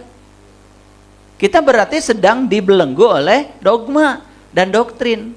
Sehingga pikiran kritis kita hilang. Makanya sekarang ini kan ada syarat hidup di abad 21. Itu menurut UNESCO. Manusia harus punya 4 keterampilan. Satu yang disebut dengan keterampilan berpikir kritis. Kritis itu mempertanyakan segalanya, Kang Firman. Makanya saya sering menyampaikan, kalau kita ingin tahu kebenaran, ragukan dulu yang kita lakukan. Pertanyakan dulu yang kita lakukan. Jangan langsung dipercaya sebelum mempertanyakannya. Ini kunci-kuncinya, ya. Yang kedua, harus berpikir kreatif. Ciri abad manusia abad 21. Ini UNESCO loh. Bukan dari Saiful Karim. Sampai ya badan dunia pun ikut ya memikirkan apa keterampilan yang harus dimiliki kalau kita ingin hidup dan apa? Berkecukupan di abad 21. Satu harus berpikir kritis. Dua, berpikir kreatif. Kenapa Bapak Ibu? Semua penemuan itu dihasilkan oleh mereka yang mau memikirkan yang berbeda. Dan tidak ada penemuan kalau semua orang pengen sama. Itu orang yang menemukan sesuatu karena dia memikirkan yang berbeda. Bahkan ya, orang yang menemukan laptop ini pun dulu sempat dibully. Dianggap gila. Ketika dia memikirkan nanti suatu saat semua orang seluruh dunia akan menggunakan satu alat komunikasi namanya laptop dan di situ menggunakan software yang saya punya. Namanya Microsoft. Dan saat itu semua dibilang gila. Kenapa? Internet belum ada. Baru intranet aja dianggap aneh. internet belum ada Bapak Ibu. Dan sekarang semua, walaupun tidak pakai kabel, semua terkomunikasikan dengan ruang kosong ini. Ada medan elektromagnetik yang luar biasa di sini. Nah, semua penemuan hasil dari mereka yang berani tampil beda. Dan mereka berani mengambil jalan yang berbeda. Tidak ada semikonduktor, tidak ada superkonduktor, tidak ada fiber optik.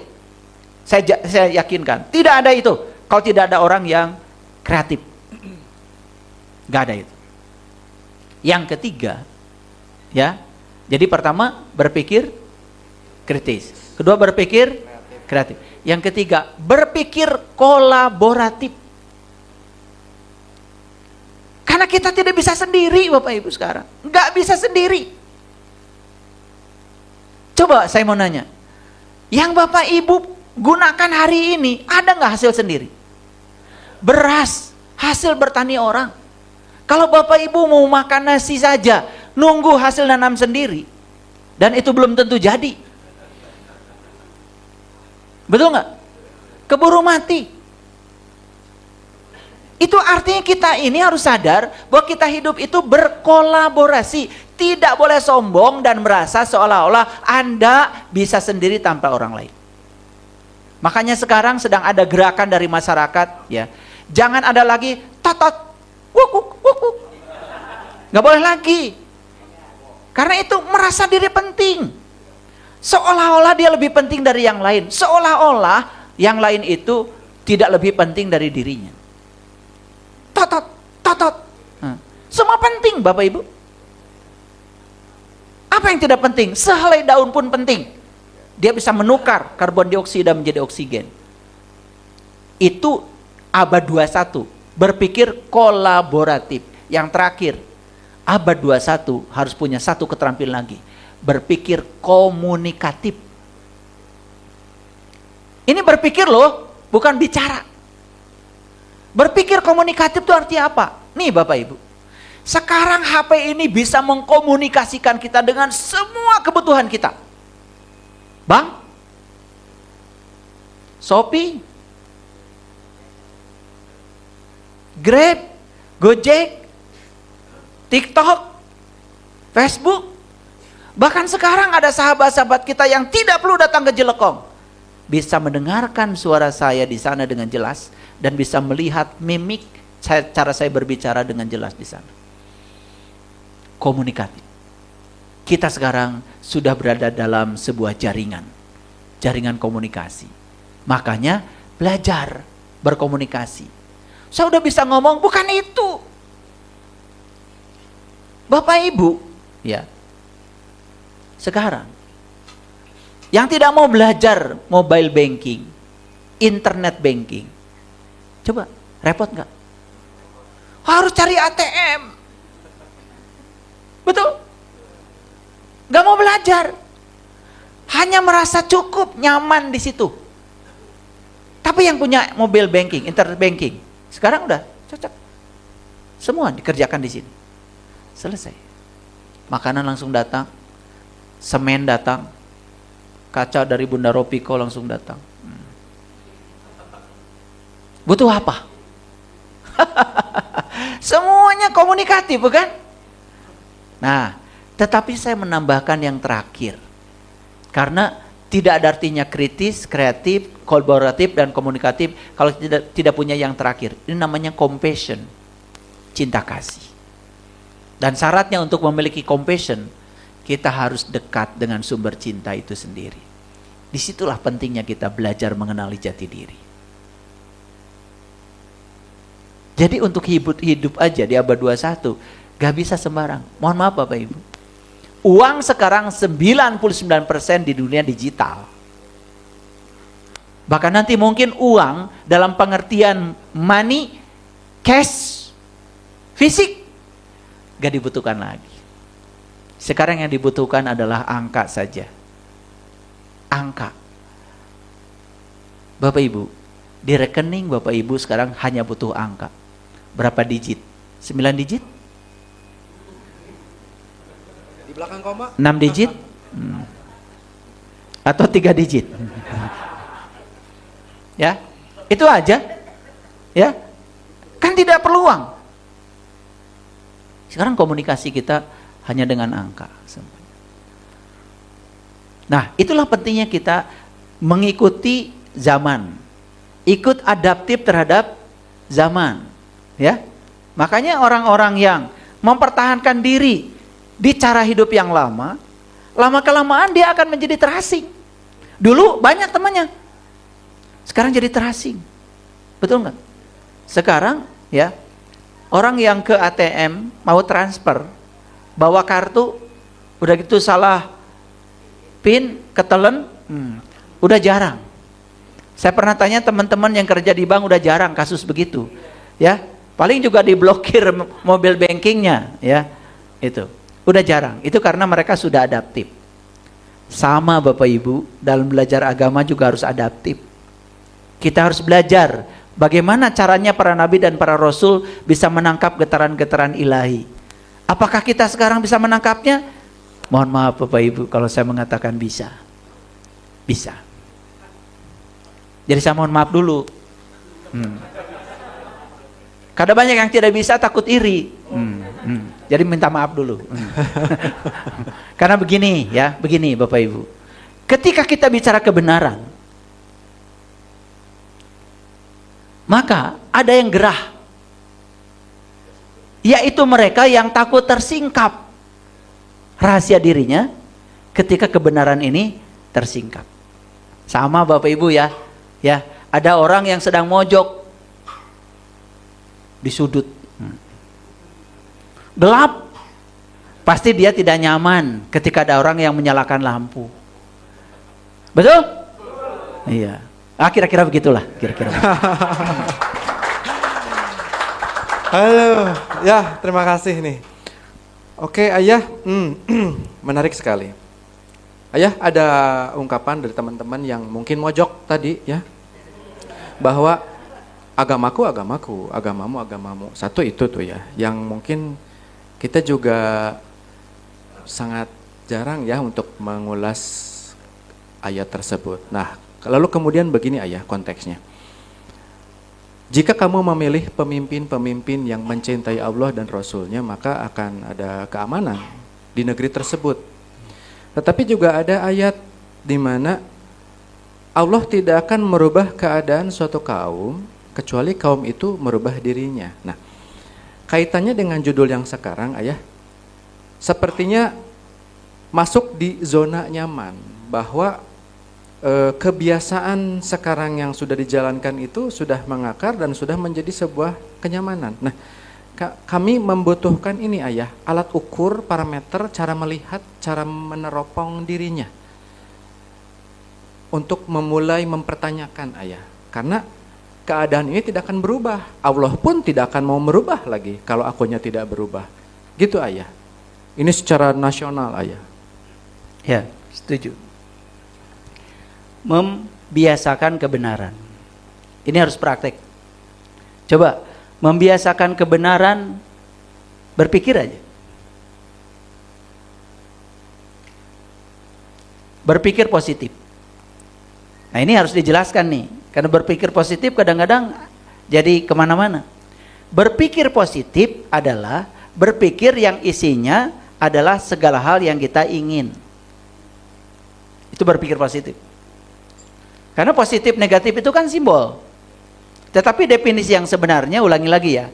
Berpikir positif adalah berpikir yang isinya memikirkan segala hal yang kita dambakan. Oke? Dan yang kita dambakan pasti yang kita cintai. Disitulah kita harus mengenal sumber cinta. Tapi bukan cinta rasa perasaan. Cinta sebagai kekuatan positif yang tiada lain adalah Tuhan. Makanya berpikir positif itu sebetulnya berpikir seperti yang Tuhan mau. Sebetulnya begitu. Ini kadang-kadang berpikir positif tapi nggak ngerti ketika ditanya. Gitu. Kan banyak orang sekarang itu kalau ngomong ngasal kan. Ketika ditanya bingung kan gitu. Gitu. Berpikir positif begitu saya tanya bingung. Ya. Jadi berpikir positif itu sebetulnya ujungnya adalah berpikir seperti yang kita dambakan. Dan yang kita dambakan pasti yang kita cintai. Yang kita cintai pasti yang berasal dari Sumber cinta. Nah, cinta yang dimaksud itu bukan rasa perasaan, tapi kekuatan positif. Dan Tuhan itu kekuatan positif. Karena Tuhan yang bilang di dalam Al-Quran, segala musibah, segala kebaikan dariku. Tapi segala musibah hasil dari tanganmu sendiri. Jadi artinya kemiskinan bukan dari Tuhan. Ini harus saya kasih tahu ya. Berarti penyakit bukan dari Tuhan. Ya, konflik bukan dari Tuhan. Ya. Perang bukan dari Tuhan. Ya. Karena Tuhan itu sudah menyatakan diri, beliau itu sebagai kekuatan positif. Makanya beliau mengatakan segala yang baik itu dariku dan semua musibah itu hasil dari tanganmu sendiri. Makanya sebetulnya Bapak Ibu, saya sering mengatakan, yuk pulang ke rumah, pulang ke rumah, pulang ke rumah. Tapi banyak yang nggak ngerti ke rumah yang mana. Rumah kita cuma dua, satu Tuhan, dua kemanusiaan. Saya garis bawah ya. Rumah yang harus kita sekarang tuju itu cuma dua, satu Tuhan, dua kemanusiaan. Dan ciri orang yang bertuhan, dia sangat intens dengan masalah kemanusiaan. Makanya itu yang disebut dengan ekoteologi. Eko itu lingkungan, teologi itu adalah urusan ketuhanan. Bagaimana kita bertuhan itu tercermin dalam wujud apa? Sosial. Kepedulian sosial pada orang lain. Itu yang disebut dengan ekoteologi. Dan sekarang itu banyak yang aneh. Mengaku beragama, bertuhan, malah justru atas nama agama dan Tuhan, malah justru menyakiti orang. Di ruang publik berdebat tentang perbedaan tafsir. Sudah, perbedaan itu biarkan aja. Terima aja dan dengar aja semua yang berbeda. Biar kita wawasannya luas, tidak usah Anda merasa paling benar. Dan orang yang butuh dirinya paling benar, itu orang yang sedang serakah. Orang yang takut kekuasaannya berkurang. Orang yang takut status sosialnya berkurang. Ini orang yang butuh penghormatan. Makanya masih butuh untuk dibenarkan. Kalau orang yang sudah bertuhan tidak butuh. Tidak butuh validasi. Buat apa? Kan agama itu adalah jalan sunyi kita dengan Tuhan. Betul nggak? Nah, kembali lagi tadi kata Kang Firman. Ya, bagimu agamamu. Bagiku agamaku. Nah, kita sering mengartikannya secara dangkal. Padahal agama itu apa tadi? Jalan sunyi kita, pribadi-pribadi kita untuk mencapai Tuhan. Jadi artinya jalanmu kepada Tuhan dengan jalanku kepada Tuhan itu jalan yang berbeda. Makanya kamu nggak usah usil, itu maksudnya. Dan selama diartikan, ya kamu agamanya kan Islam. Saya kan agamanya kan Nasrani. Ya udah, agamamu bagi kamu, agamamu bagiku. Jadi begitu. Jadi main ego-egoan, main menang-menangan. Tidak ada persatuan. Padahal bukan begitu, ya. Agama itu jalan sunyimu menuju Tuhan. Agama itu jalan sunyiku menuju Tuhan. Yuk, nggak apa-apa, kita di jalan sunyi saja. Tapi yang paling penting kita sama-sama mencapai Dia. Begitu sudah sama-sama mencapai Dia, kita bisa berakhlak seperti akhlaknya Dia. Muncullah yang namanya nilai-nilai universal. Makanya orang yang sudah sampai kepada Tuhan, dia bisa menerima kesetaraan. Berbuat baik tidak mesti, ya. Sebentar. Ibu, agamanya apa? Oh, kita seagama, Bu. Kalau gitu, yuk kita nyebrang. Ada lagi yang mau seberang. Mohon maaf, Ibu agamanya apa? Wah, nggak seagama, Bu. Mohon maaf. Tidak boleh saya menolong yang berbeda agama. Itu sudah tidak universal. Karena kasih sayang itu nilai universal, toleransi nilai universal, kedamaian nilai universal. Ya. Nah, jadi yang pertanyaan yang kedua itu tadi apa? Tidak akan merubah keadaan. Allah tidak akan merubah. Bapak Ibu, saya berulang kali mengatakan, mengubah nasib adalah mengubah pikiran dan perasaan kita. Itu yang paling utama. Coba berpikir yang benar saja. merasakan yang benar saja, dan bereaksi dengan reaksi yang benar saja, kita akan menjadi medan magnet untuk menarik semua yang positif. Percaya sama saya. Coba, orang yang selalu yes, pasti ada jalannya. Itu pasti. Saya bisa mencapai itu. Optimis selalu. Apalagi dengan bicaranya dengan emosi dan kesadaran. Karena ada Tuhan di dalam diri kita. Tapi Tuhan yang dimaksud adalah kekuatan positif tadi itu. Tidak mungkin dia mengeluarkan kata-kata yang menghancurkan dirinya. Misalnya, wah, gak mungkin. Terlalu sulit bagi saya. Bikin puisi lagi. Judul puisinya kesulitan. Makanya kalian kalau mau nyanyi ya, coba lihat lirik lagunya. Ya, lirik lagunya. Ini saya kasih tahu ya. Jangan menyanyikan lirik-lirik lagu yang mendayu-dayu, yang kemudian itu jadi doa. Pulangkan saja aku pada ibu atau ayahmu. Besok disuruh pulang. Itu hati-hati. Makanya saya kalau mau menggubah sebuah lagu, itu betul-betul lagu itu yang membangkitkan. Ya. Lagu yang kata-katanya membangkitkan, bukan meruntuhkan. Maka saya jarang bikin lagu ya. Tapi kalau lagi ada intuisi bikin lagu, saya bikin lagu. Langsung undang tim IT, yuk kita bikin musiknya. Ya, udah ada beberapa lagu saya di YouTube ya. Ya, tidak banyak. Karena memang saya juga tidak ingin terkenal. Promosi merendah tapi meninggi. Tepuk tangan. Enggak, soalnya gini Ayah. Ada orang, ya entah ya, maksudnya ada orang-orang yang memang suka dan senangnya itu memaksakan kebenaran. Seolah-olah kebenaran itu mutlak dan harus sama gitu loh Ayah, gitu kan. Berarti Tuhan itu menginginkan keseragaman dalam tanda kutip. Apakah seperti itu Ayah? Ya, itulah tidak memahami kata-kata Tuhan, la ikraha fiddin. Jadi Tuhan sendiri sudah mengatakan di Al-Quran, la ikraha fiddin. Tidak ada paksaan dalam agama. Berarti kalau agama itu tidak ada paksaan, ya, keyakinan yang dipaksakan itu jelas bukan agama. Keyakinan yang diwariskan jelas bukan agama. Karena proses pewarisan itu pasti kan ada aspek psikologis, Kang Firman. Dan nggak mungkin seorang anak ya melawan orang tua. Keyakinan yang dijejalkan oleh orang tuanya. Pasti ya itu kan berbahaya. Makanya kita itu harus jadi orang tua yang modern. Sekali-kali berdialog dengan anak. Ya toh? Termasuk tentang keyakinan. Jangan kemudian semuanya dipaksakan. Karena kata Quran, la ikraha fiddin. Berarti kalau la ikraha fiddin, tidak ada paksaan dalam agama. Agama itu sebetulnya adalah kesadaran. Agama itu membangun kesadaran. Agama itu bukan menjajah orang lain seperti yang kita mau. Apalagi memaksakan kehendak supaya sama. Lihat ya, wajah kita saja berbeda. Ya, DNA kita saja berbeda. Sebetulnya jalan menuju Tuhan setiap kita itu sudah punya sendiri-sendiri sebetulnya. Ya.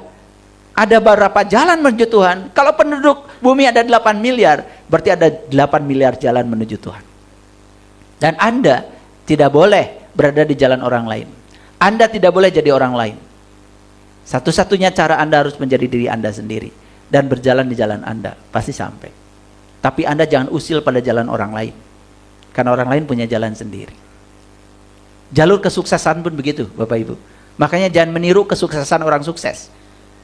Capek, ya, malah jadi bangkrut berulang-ulang. Ya, karena kita jadi orang lain. Ya, bahkan Henry Ford mengatakan, ya, aku sudah sukses, ya, di puncak karirku. Tapi jangan ada di antara kalian yang mengikuti jalanku. Karena jalan ini satu-satunya jalan buatku. Dan kalau kalian mengikuti jalanku untuk membangun karir seperti yang aku capai, kalian tidak akan sampai kepada puncak yang aku capai. Karena kalian punya personal genius zone sendiri. Kamu punya jalan hidupmu sendiri. Kalau kita asik, ya sudah bisa menemukan jalan kita. Sudah ikigai kata orang Jepang, ya, sudah menemukan fashion kita, mission kita, sudah menemukan vocation kita, sudah menemukan profession kita. Itulah, ya, uang akan mencari kita. Tidak perlu mencari uang, uang nyari kita. Dan itu bisa. Ya, itu bisa. Tepuk tangan. Baik, terakhir Ayah, ya, sebelum kita tutup.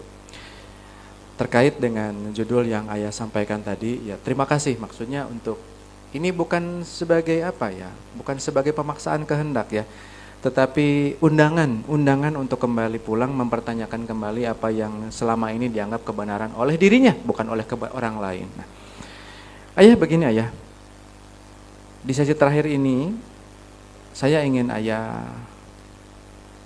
berdoa untuk bangsa, ya. Terkait apa begini Ayah, Indonesia khususnya yang notabene mayoritas Muslim.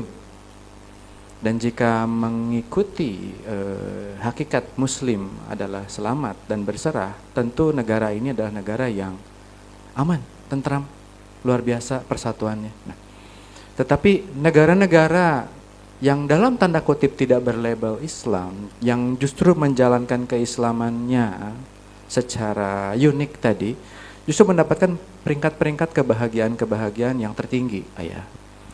Lalu kemudian predikat-predikat perekonomian, kreativitas, kolaboratifnya yang tadi justru tercapai oleh negara-negara luar, Ayah. Ayah, di kesempatan terakhir ini apa sih nasihat untuk kami semua di sini dan para sahabat untuk mewujudkan hal itu, terutama untuk dirinya sendiri dulu deh, khususnya gitu ya, untuk mencapai itu Ayah, kolektif. Terima kasih Ayah. Bersyukurlah kita sebagai bangsa Indonesia. Dan bangsa kita ini, leluhur-leluhur kita ini dulu sudah mencapai peradaban yang sangat tinggi dalam aspek kesadaran spiritual. Terbukti dari semua simbol-simbol yang mereka wariskan kepada kita. Cuman karena kita terlalu asik ya dengan ajaran-ajaran asing dari luar, lalu kita bahkan menghinakan ajaran luhur dari bangsa kita sendiri. Satu-satunya untuk bisa sukses bangsa Indonesia ini, menurut pandangan saya, kita semua harus kembali kepada jati diri bangsa. Dan jati diri bangsa kita itu sudah tergambar dalam satu doa, dan itu menjadi dasar dari semua dasar yang namanya Pancasila. Pancasila itu ada dua segmen, ya. Segmen spiritualnya ada di sila pertama dan kedua. Makanya saya bilang tadi, puncaknya orang beragama, kalau dia benar-benar beragama secara sadar dan secara spiritual yang diajarkan oleh para leluhur kita, dia bisa mencapai dua keadaan. Satu, ketuhanan, yang kedua, kemanusiaan. Itu yang disebut dengan ekoteologi. Jadi kalau orang bertuhan, cirinya apa? Dia sangat bermanfaat hidupnya bagi manusia lain. Ada banyak satu peristiwa di negeri kita ini. Ya. Ada orang kaya raya, sangat kaya.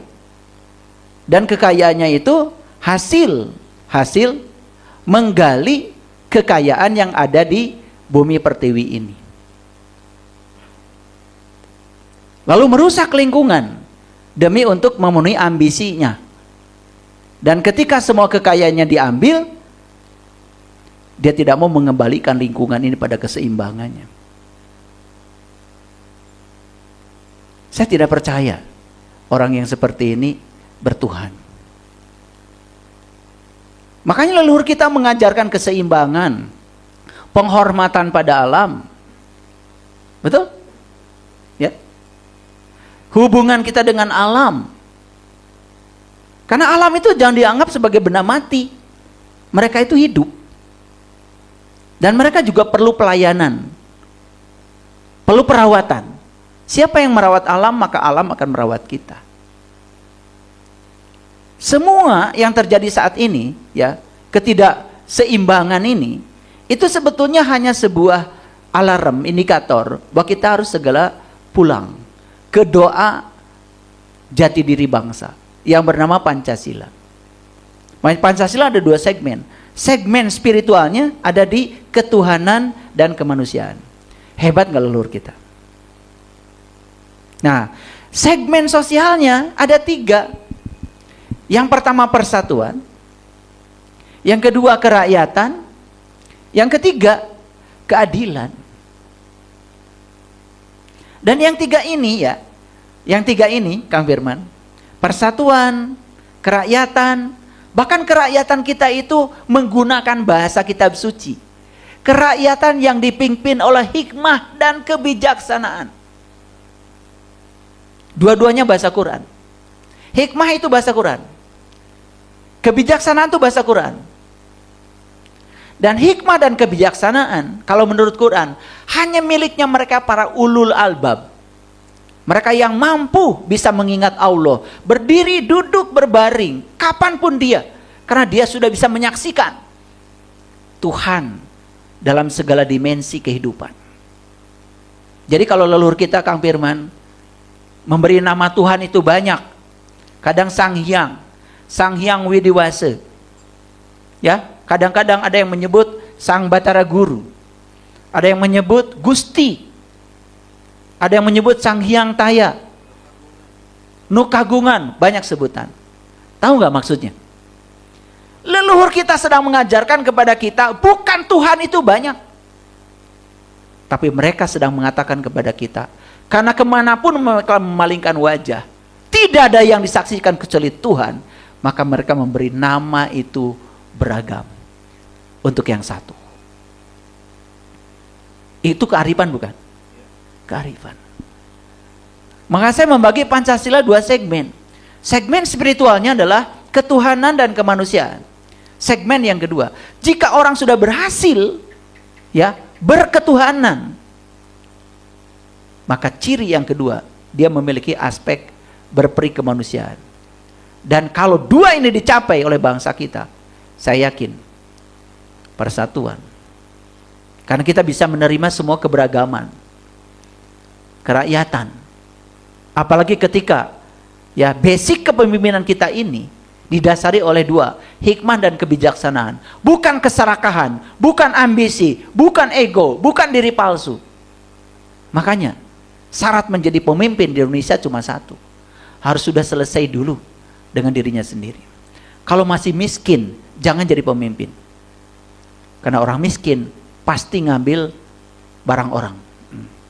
Jadi menurut saya, koruptor itu walaupun duitnya banyak, miskin. Buktinya dia masih butuh barang orang. Betul? Iya. Jadi koruptor itu sedang memamerkan dirinya, kalau dirinya itu miskin, tidak merasa berkecukupan. Makanya kurang terus, makanya nyuri. Dan luar biasa sekarang, korupsi itu sudah tidak memandang status. Bahkan saya sangat sedih ketika korupsi itu berkaitan dengan simbol-simbol agama. Harusnya simbol agama itu simbol kesucian, simbol kebersihan. Harusnya simbol agama itu ya memuat doa yang sangat luar biasa dari leluhur kita.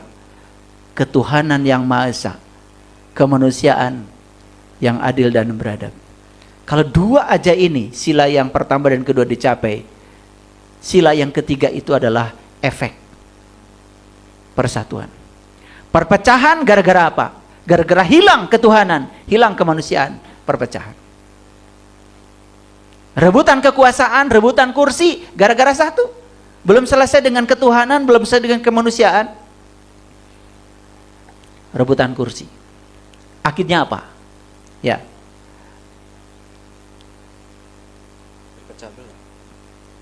Bahkan untuk memenuhi ambisi seseorang untuk memimpin, terkadang banyak hal yang dikorbankan.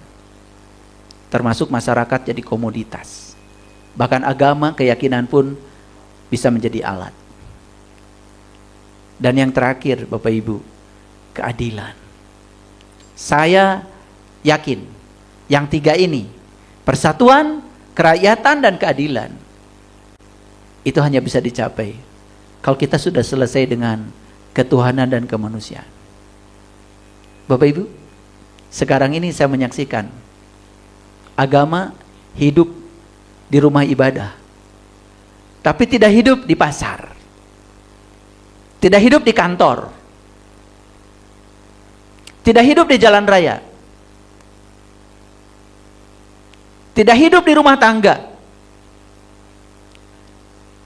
Nyaris agama tidak ditemukan di ruang-ruang kehidupan, dan hanya hidup di ruang-ruang ritual, seolah-olah kehidupan agama adalah ritual. Padahal Nabi Muhammad mengatakan sebaik-baiknya manusia yang berguna bagi manusia lain. Artinya agama itu harusnya lebih banyak tumbuh di ruang kehidupan. Agama harusnya ada di pasar. Orang tidak ada lagi menipu orang lain, tidak lagi mengurangi timbangan. Ketika salah menghitung segera dikembalikan. Bukan menganggap itu keuntungan. Kalau menemukan dompet orang yang tertinggal, bukan berkah, malah diumpetin. Sementara orang lain kesulitan, ya, KTP-nya harus bikin lagi, SIM-nya bikin lagi, belum lagi kartu-kartu yang berurusan dengan finansial, dengan bank, harus mengulanginya lagi. Karena di situ ada orang yang tidak mau, ya, memiliki nilai-nilai kemanusiaan. Bapak Ibu, saya dari awal punya keyakinan kalau Pancasila ini adalah doanya bangsa Indonesia yang luar biasa. Tetapi doa ini tidak cukup dibaca, hanya diulang-ulang setiap upacara kenaikan bendera. Ini harus mengakar dalam kehidupan kita. Harus mengakar pada diri-diri setiap bangsa Indonesia yang mencintai bangsanya. Yuk sekarang belajar berketuhanan, jujur pada diri sendiri. Itu aja dulu. Latihannya sederhana, jujur pada diri sendiri. Mulai sekarang coba hentikan berbohong aja. Karena bohong itu akan menghasilkan kebohongan-kebohongan selanjutnya untuk menutupi kebohongan yang pertama. Kalau ini saja dibangun Bapak Ibu, ini doa yang luar biasa. Tadi Kang Firman, coba ayah katanya tutup dengan statement doa. Itu doa saya. Yuk sekarang kembali lagi kepada dasar negara kita, Pancasila. Dan Pancasila itu adalah warisan yang sangat agung dari leluhur kita. Di situ tentang kejayaan bangsa ini ada. Dan saya juga mengingatkan kepada para pemimpin bangsa semuanya. Cobalah sadari Pancasila, sadari ketuhanan, sadari kemanusiaan. Nabi Muhammad mengatakan, tidak disebut orang yang beriman jika kamu tidur nyenyak karena kenyang, sementara tetanggamu tidak bisa tidur karena kelaparan. Ekoteologi, ketuhanan itu mewujud menjadi kemanusiaan Bapak Ibu. Dan itu yang diajarkan Nabi Muhammad, yang diajarkan semua Nabi. Ajaran mereka sama semuanya, cinta. Ajarannya semua sama, kasih sayang. Baik.